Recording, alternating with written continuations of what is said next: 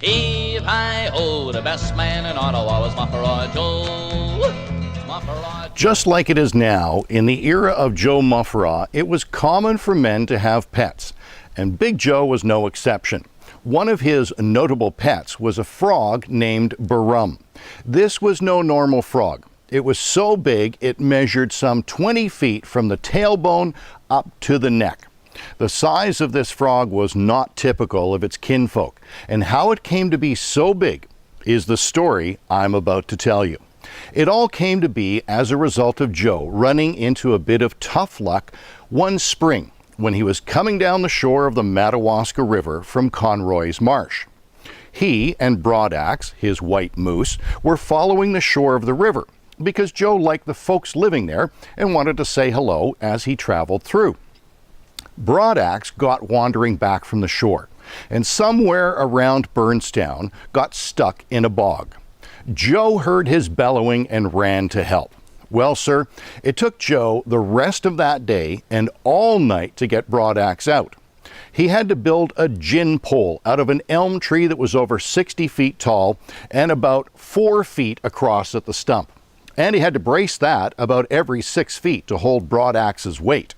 With all this hard work, it wasn't long before Joe Mufferaw started to perspire, and the perspiration rolled off him into that bog hole. Before he knew it, a small lake formed, and the water was rising so fast he was afraid Broadaxe would drown. He was up to his waist in water by the time he got a hitch on Broadaxe and heaved him out.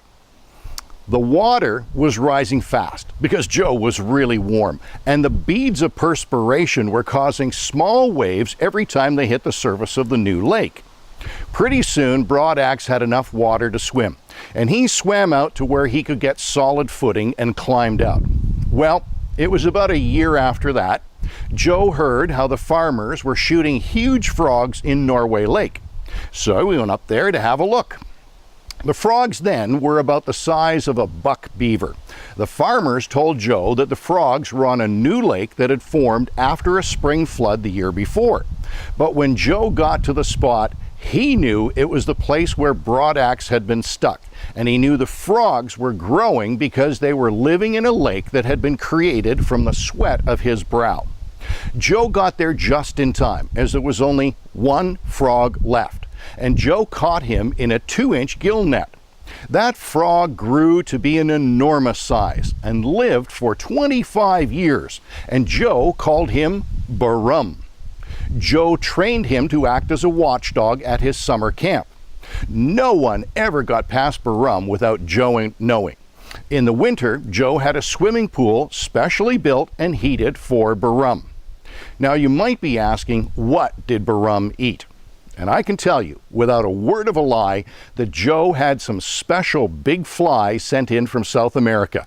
And Joe often fed Barrum catfish stew, as they were always easy to catch on Schatz Lake. I'm often asked, what ended up happening to Barrum? Now, I can't vouch for this, but I was told many years ago by an engineer in Smith Falls about a big frog that was killed by a train on the Kickenbush line out of Eganville. The engineer said that everything went black in the cabin of the engine when they smashed into that frog. There was frog smattered all over the rail line for a half a mile.